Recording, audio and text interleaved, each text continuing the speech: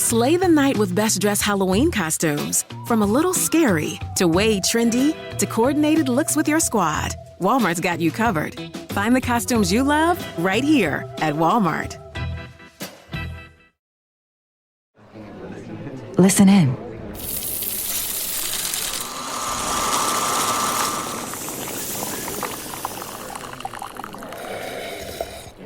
Starbucks. It's a great day for coffee.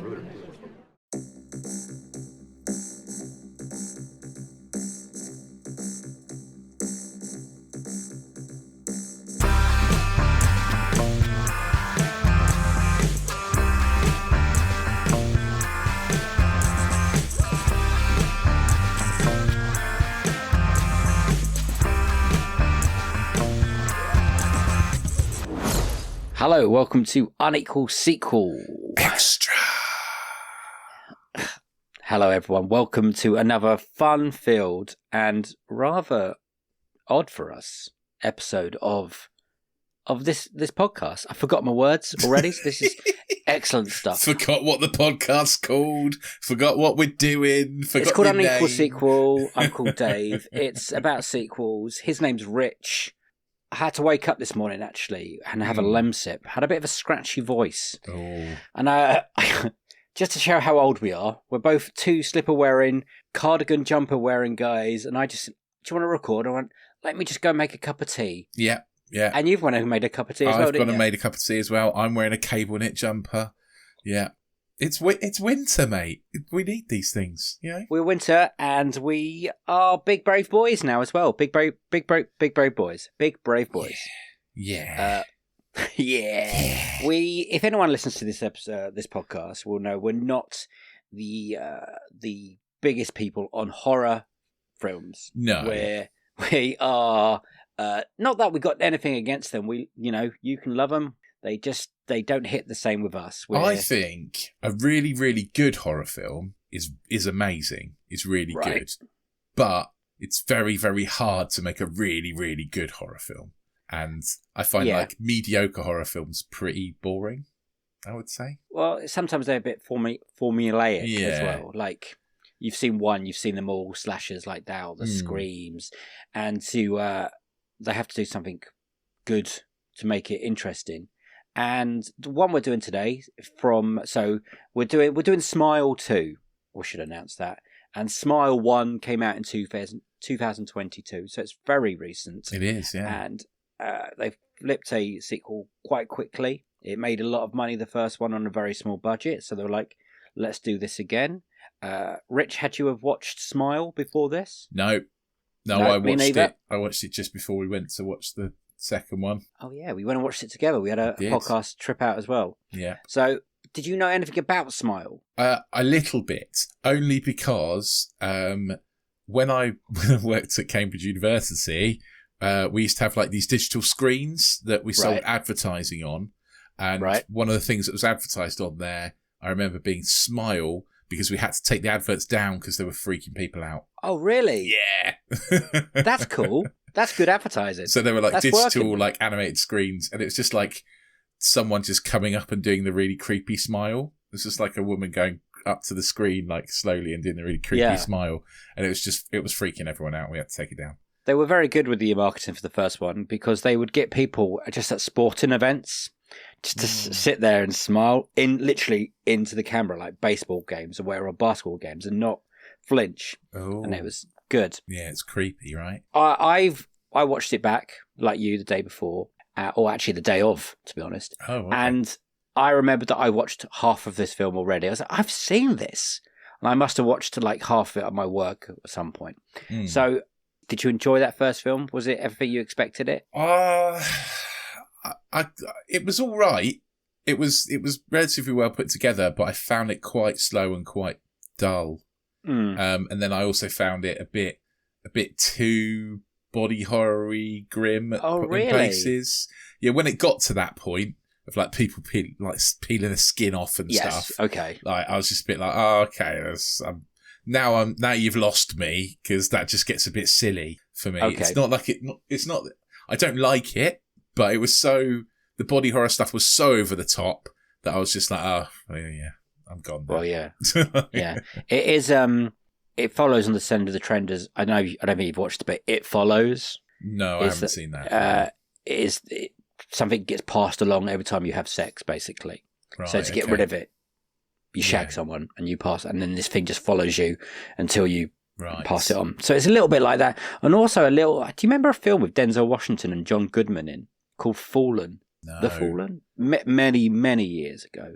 And it's about a serial killer could somehow pass himself between different people, and you didn't know. That kind of rings in my bell when I was watching this. So it's not screamy like horror. There is like other shit going on. It's a psychological horror, I would say, like for the most part. Until the very, so the first one especially, until the very end, it's a very there's one bit at the beginning movie, and the very end. Yeah. Because she thinks she's losing her mind, and there's one really good scare in that film that both me and you got caught with. Yes, as always, in jump scare movies, one always gets me. Well, this one is the same point as this. Listen, this woman's listening to an audio bit and she's leaning in, and I found myself leaning in, and suddenly there's just a big scare, and I lost my shit. Yes, so me too. That was fun. So we went to a trip together to the cinema to see this film. You know, of course, we're big brave boys now. That's what we do. That's true. And we'll get to the jump scares later. We had fun. Anyway, we did, we did have fun. It was fun. Can you tell a little bit of history? I know you didn't want to. A little bit of history of Smile 1 and Smile 2. Okay. Very briefly, Smile. Just what that I will. thing is. Okay, I will. Smile 1 is harder because it doesn't stick in my brain as well. Because I found it kind of boring for a lot of it. I mean, there were good bits in it, but I found it drags quite a lot in lots of places. But okay. So there is our main character is a therapist called Rose, I think. Yep, that sounds familiar. And she she's seeing a patient for the first time who is traumatized after seeing her professor kill himself. Yep. So she's witnessed a suicide. The patient claims that she's seeing things, basically that there's an entity who can make itself look like other people. That's following around, and only she can see it and no one else can. And eventually she begins to like choke.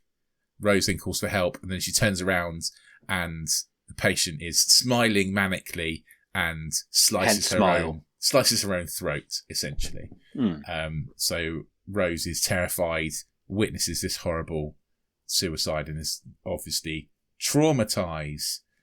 And what it transpires is that there is a curse, entity, demon thing, which travels from body to body, and it sort of stays in you for it's about a week, I think. It's very Ring, wasn't it? Yeah, until you and then it makes you kill yourself in front of someone else, and then it passes on to them.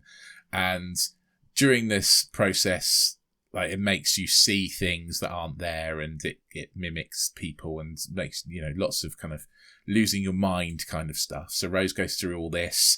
She also finds out with the help of her ex-boyfriend, who's a police officer called Joel, I'm going to say. You're going much deeper than I thought you were going to do. You're doing great, sir. Well, it's kind of intrinsic to the next one, isn't it? Yes. That you can also get rid of this curse by killing someone else in front of someone else. So you need a witness. You need to kill someone, a witness, and you can pass the curse on to them. And so it doesn't kill you. But obviously you've got to murder someone to do that, which obviously Rose isn't willing to do. It loses me a little bit, but she ends up driving to an abandoned her older family home. She's got lots of trauma. Yeah, her mother. Yeah, her mother killed herself. I won't ruin all that stuff in case you're going to watch it. But yeah, essentially the curse ends up passing from Rose to Joel, who's the cop, who is the person we start Smile 2 with. Yeah, because we sat down in the cinema and I said, I wonder if it's going to link up to the previous film. And I said, I hope it does, but I don't think they will. And it did. It did. You were right. And there is a scene at the beginning. You can see what he's trying to do, which is good. And I liked that it linked to it. And there's a scene that made me and Rich also just That was the bit. That was the jump scare for me. Yeah. So Smile 2 starts 6 days later from the end of Smile Something 1. like that. Yeah, it's about to happen. With Joel, who has got the demon in him. And he has I think it's a relatively good idea because he's a cop. I think it's a good idea. He knows some bad people. So what he does is he kidnaps a drug dealer in order to take him back takes him back to his like drug dealer house with the idea that he's going to kill him in front of his like drug dealing brother because these two guys like murdered some innocent mother and child kind of thing. So he's like, right, fine, I'm going to pass this on to a bad dude. So he kills the guy in front of his brother. But unfortunately, in the melee, the brother gets shot, so he also dies. So the curse doesn't get passed on to him. But what happens is Joel turns around to see that there's actually a kid sat behind him, and the curse gets passed on to that kid, whose name is Lucas. I'm going to say. Sounds yeah. And then some more of the drug dealer gang turn up. Joel runs, and the big jump scare. I'm not going to ruin, but there's a big jump scare. Yeah. So it's quality. It is quality. Me and Dave both jumped. It got both of us. Then, so the curse is now passed on to Lucas, and then we cut to again another 6 days later, I think, something like around that. about that. Yeah. Then we cut to a pop star called Sky Riley, who is on a talk show with Drew Barrymore, the actual Drew Barrymore. And she's talking about all her substance abuse since a car crash that killed her boyfriend. More trauma. It's all about trauma. So this demon likes people that are really traumatized. And she suffered some horrible injuries and has lots of pain. Then there's lots of stuff about her like having pain as she's preparing for this big comeback tour. She sneaks off to go buy Vicodin, which is like pain medication from Lucas. Who is it Lucas or is it Lucas? He looks like Lucas.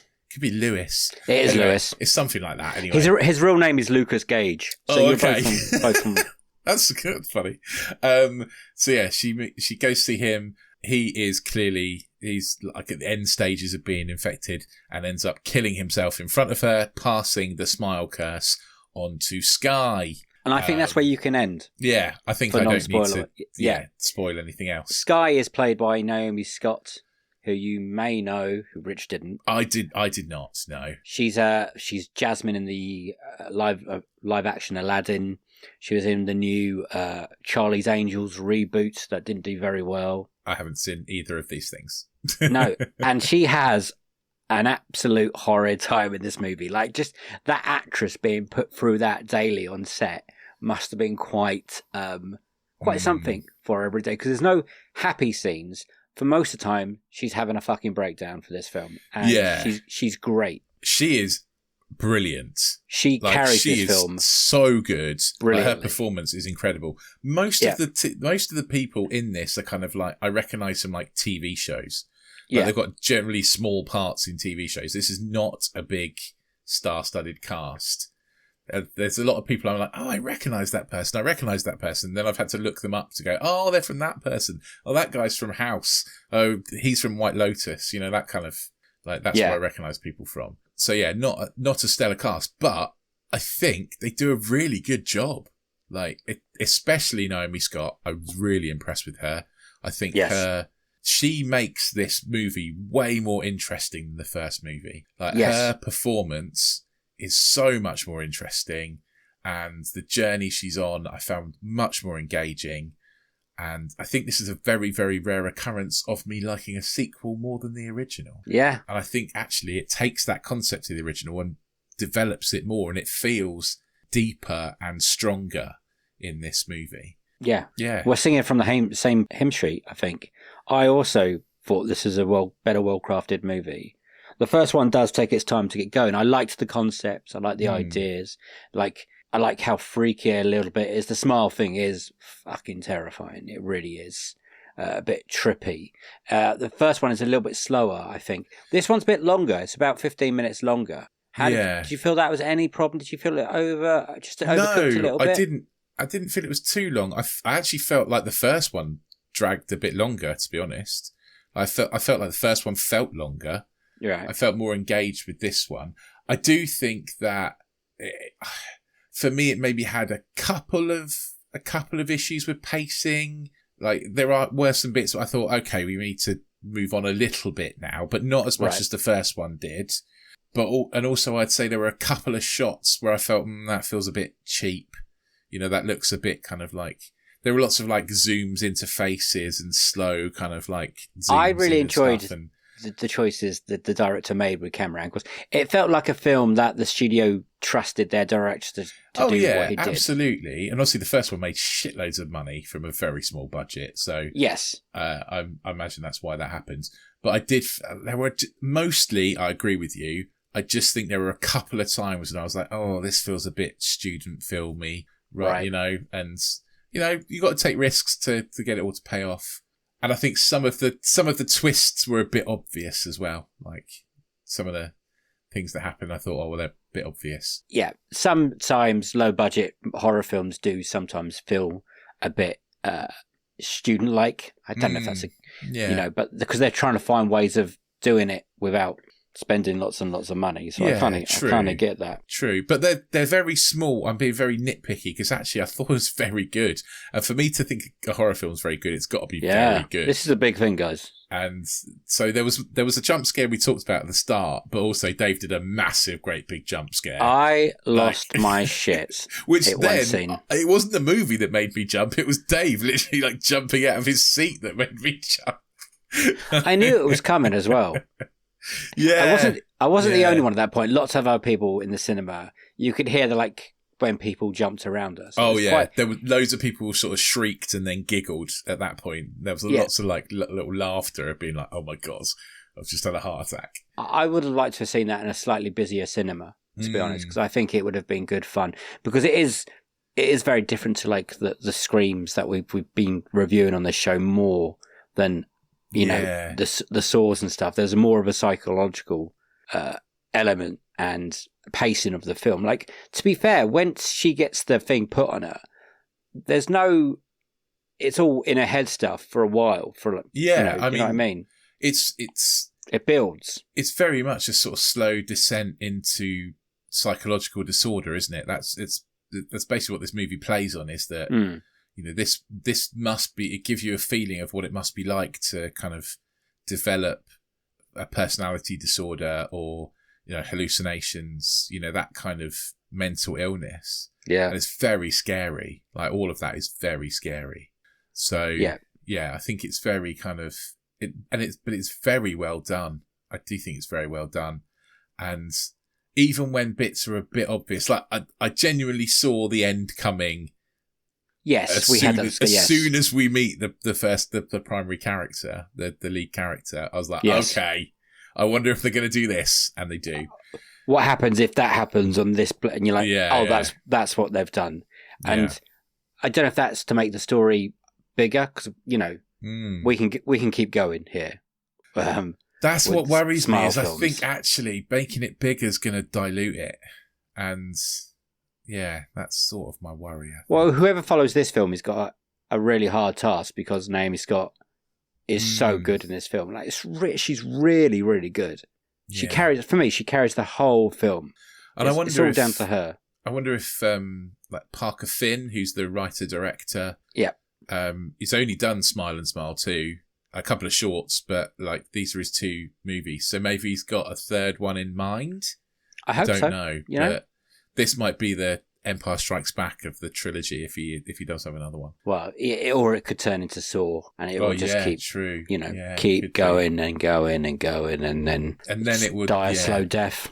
Yeah, which would be a shame. It'll probably carry on making money, but degrade in kind of quality, because I think it would be very hard to top this one. The first one was made for about 17 million, wasn't it? And it made, let me just check, it made 217 which worldwide. Which is pretty good money, really. Yeah, and so far this one was made for a budget of 28 million, so still not massive, but it's only done 83 so far, if I'm right. That's still a profit, though, isn't it?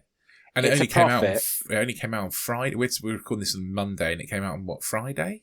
Did we see it on day of release, did we? Or? No, I think we saw it a week after. It's been out for a week. Oh, right, okay. So by the time this is coming out, this will be 2 weeks. So it might have been, hopefully it'll be over 100, but I don't know if it will reach the 212. But again, this is 2024. Again, it doesn't need to. Yeah, I mean, it's well into profit, surely, from that 28 million budget, so making 83. If it tops 100, then I'd say that's a decent profit especially from a sequel movie in this time.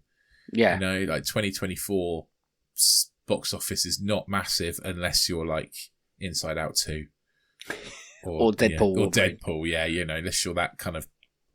It seems like anything else is rolling the dice. Like anything could happen with this movie. It could bomb or it could literally take off. Slay the night with best dressed Halloween costumes. From a little scary to way trendy to coordinated looks with your squad, Walmart's got you covered. Find the costumes you love right here at Walmart. This episode is brought to you by Peloton. Looking for an easy workout? You're in the wrong place.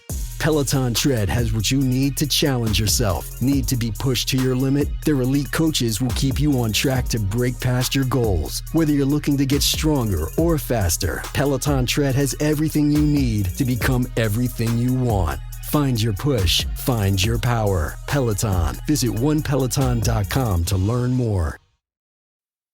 This episode is brought to you by Amazon.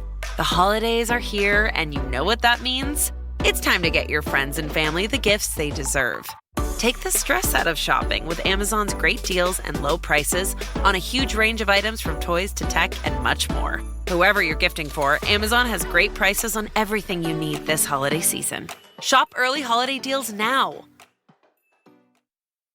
Should we talk spoilers? Should we talk that first? Yeah, okay. Let's talk a bit of spoilers. Whoa. Spoilers. Yep, go on. Yeah, big warning. Go and do something else for a bit if you've not seen this movie or if you intend to watch it at any point, because it's worth watching. It really is worth watching. It really is worth watching. And that's coming from me who is not into this sort of stuff. Like, I'm not a big horror movie guy, but I would say it's definitely worth watching and it will scare you. It is scary. Yeah, so spoilers. I think sort of where it we start to get to spoilers is where it sort of unravels a little bit for me, is that the kind of the big reveals aren't really as shocking as you thought. I mean, to be fair, actually, the death of her mother and that not being real, that got me. I didn't see that coming. I didn't see that coming either. I did see the friend not being real coming. Yes, that was cool. It was cool, though. And I did see the sort of like, it's the smile thing, isn't it? That the person who's infected, your main character, is guilty of something or feels guilty about something. Right. So I did sort of see her causing the accident that killed her boyfriend. Because they kind of reveal that, don't they? Like some sort of a big like plot reveal. You're like, well, yeah, obviously she did. Did you recognise the guy that played the boyfriend that died? I sort of did, but I'm not sure where in particular, the smile. Did you recognise the smile? He's got a very famous dad. Has he? One of the greatest smiles in all of Hollywood. I don't know. Sorry, I can't. If I say Jack. Oh, is he Jack Nicholson's son, is he? Yeah. Oh, he's in, what else is he in? Is he like in... I've never seen him in anything before. Was he in Licorice Pizza? He was in like Licorice Pizza or something. Oh, he might have been. I turned that off. Oh, okay. I did not like that. I did not. Isn't he in like Promising Young Woman for a bit as well? Like a small part, something like that. Anyway, yeah. Cool. Oh, okay. Yeah, that makes sense because the man's got a smile. Yeah, it does look like him. Yeah, it does look. Yeah, I can see that now you said it. There's bits in this, the gross bits when the bones sticking through the bodies. Yeah, I didn't need that. There's more body horror in this one. There's more injury in this one, I would say. There is, but you know what the scariest scene was for me? Yeah.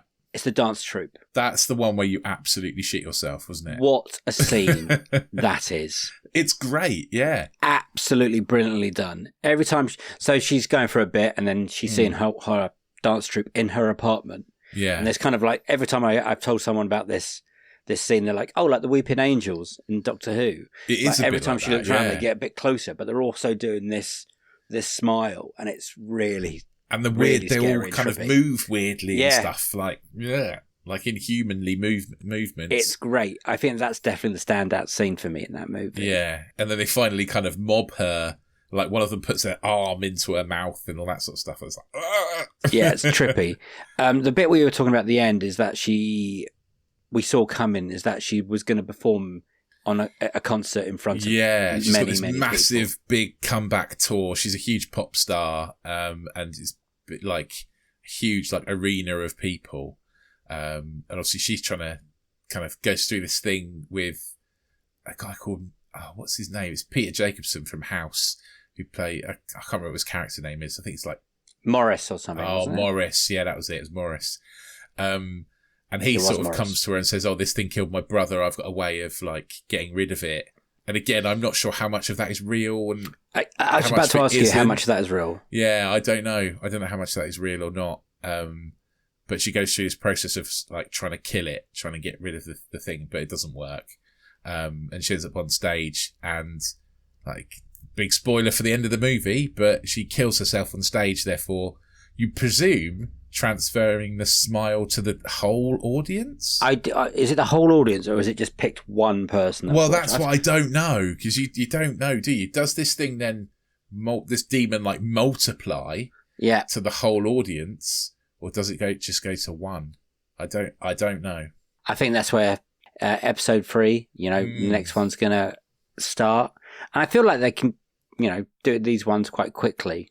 Yeah. So I reckon a couple more years. I'm surprised it hasn't been announced already. But if it doesn't, what a film to end on. It's great.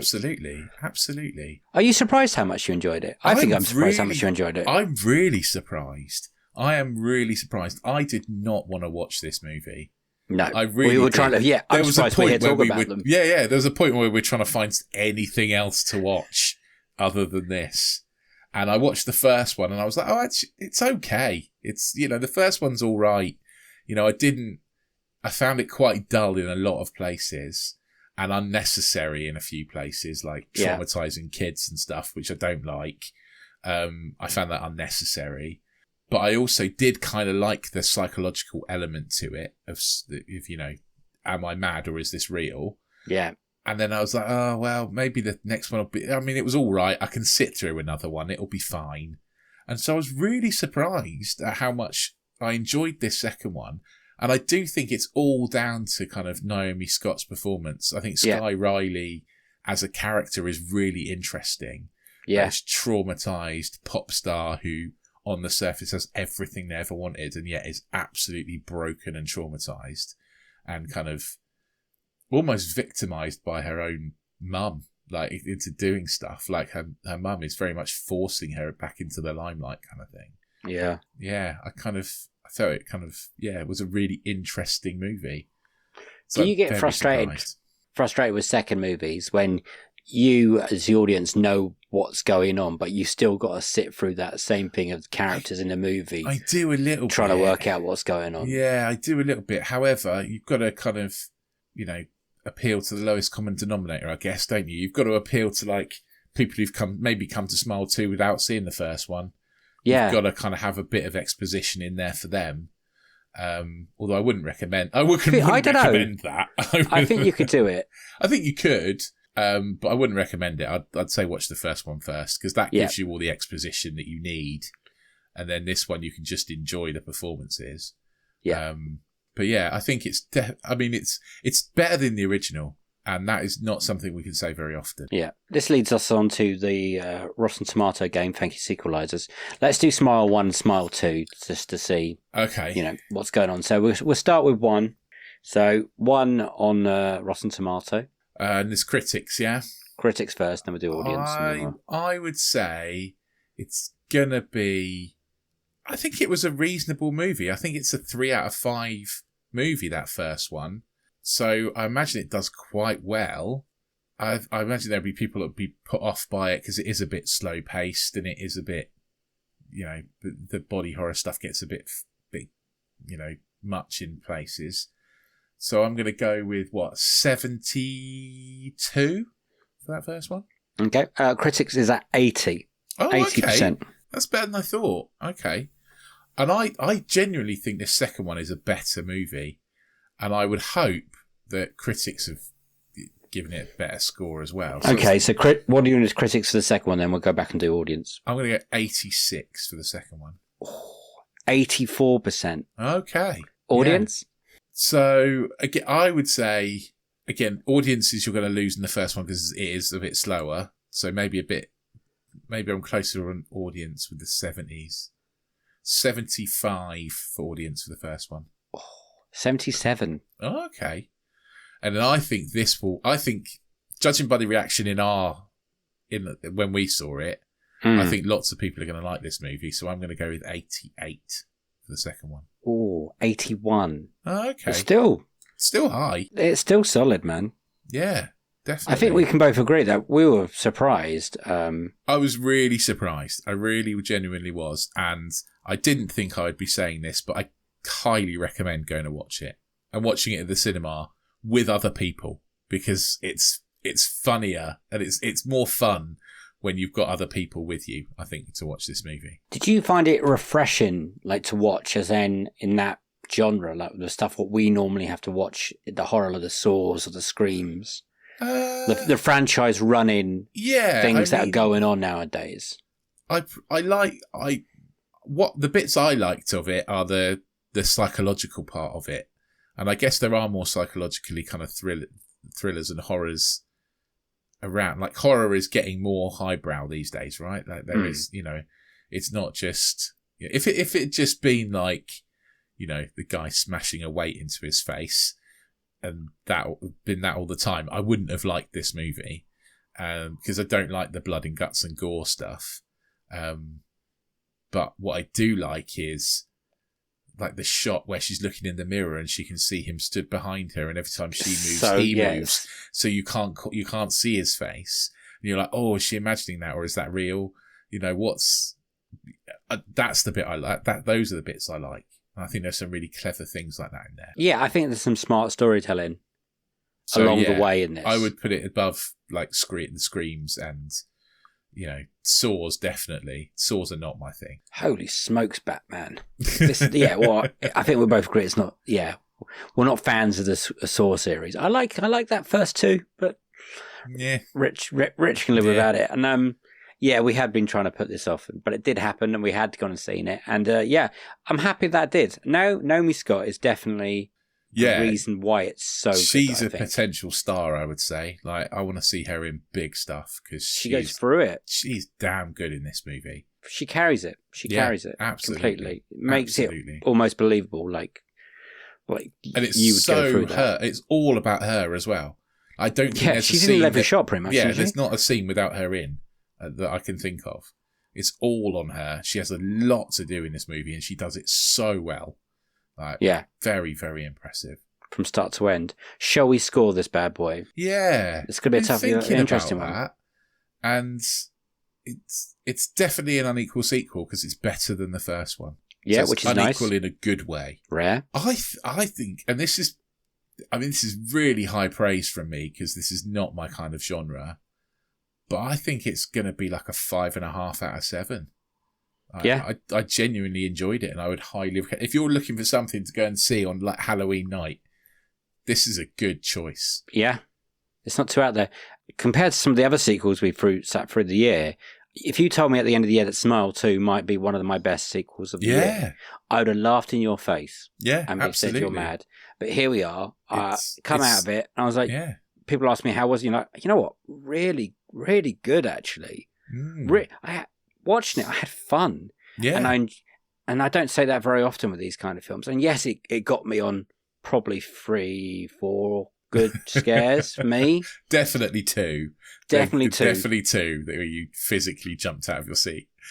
Physically jumped. I'm not even a little bit. I nearly landed in Rich's lap. You really did. I think I grabbed your arm. Yeah, I think you might have done. I had to put my hand on your shoulder at one point and be like, it's all right, mate. Yeah, I don't know if the people behind me were laughing at me or if they were just laughing at their reactions as well, but that was good. I would go 5.5 as well out of 7, and unequal sequel in a good way. Yeah. And I didn't hate that first film. I thought that first one's a really good building. No, I didn't hate it. I just felt it was quite dull in places. That was all. It was a bit... that character, that Rose character, it was hard. It was hard work staying with her during that film. If that makes sense. I think so. it was not a harder watch. It was so depressing, that first one, a little bit. And yeah, there's some pretty fucked up things in the first film. The cat bit made me laugh, and it shouldn't have done. But yeah, for a second film, I was happy where it started. I mean, glad that was like, good. We get to see Joel pass it on. Brilliant. And then, yeah, I was worried about the length. Could it have been a bit long? Yeah, I'm always going to say yes, it can be a bit shorter in my head. Does it get a little bit silly towards the end? Yes. But enjoyable? Yes. Still, the stuff going on, the freaky smiley lady is around saying, I liked wearing your skin, and that was creepy. And yeah, it was all good. I would recommend it. I would recommend it for people that want to see it. Didn't realise Naomi Scott's English. She's British. Blew my mind when I listened to an interview with her the other day. I didn't. So what an accent! She's great. She's you wouldn't great. have thought that. She's got a really good accent. Yeah. Put her in the Oscars. Come on, Golden Globes at least. Something like that. It's that performance is worth it. Absolutely, it is. She goes through it. She I'd really be interested. does. And I've like I say, I've not seen anything else she's been in, but very, very impressed. Well, don't go and watch the Aladdin remake then. Stay away from that. I'm not going to watch all the Charlie's Angels, to be honest. I'm not going to watch. Well, that might be on Disenfranchised, so get ready for that. Good. Right. Well, that's a recommendation from us. Yeah.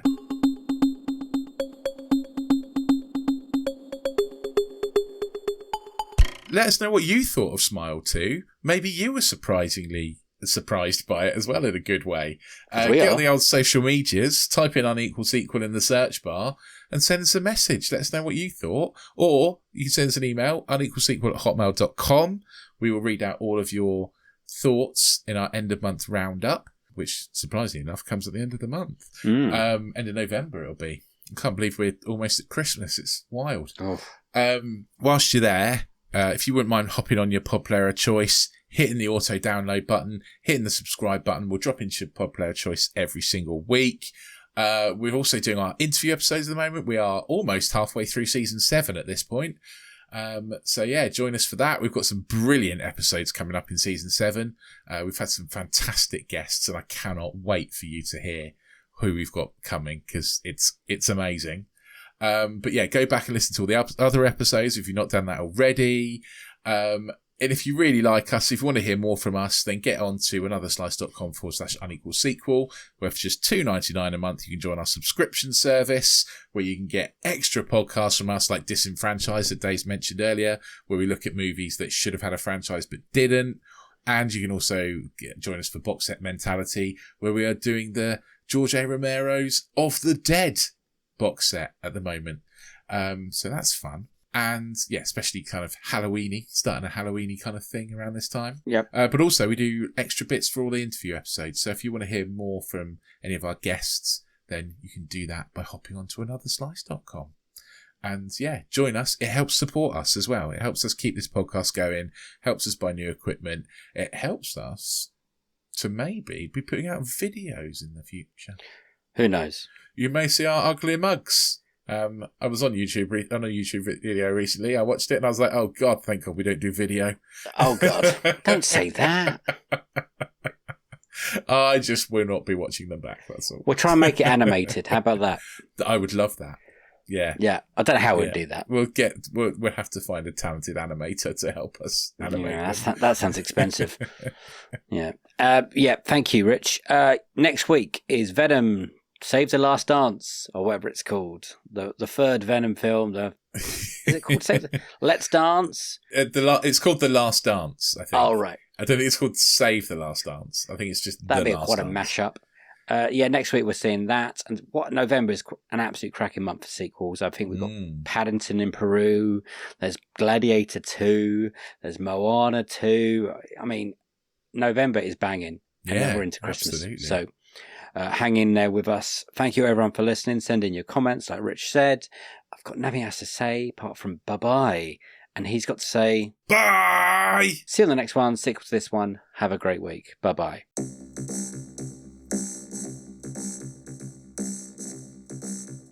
We are big, brave boys. Here we are. I just googled Venom 2 and it's already got a 4-star rating. It's not even out yet.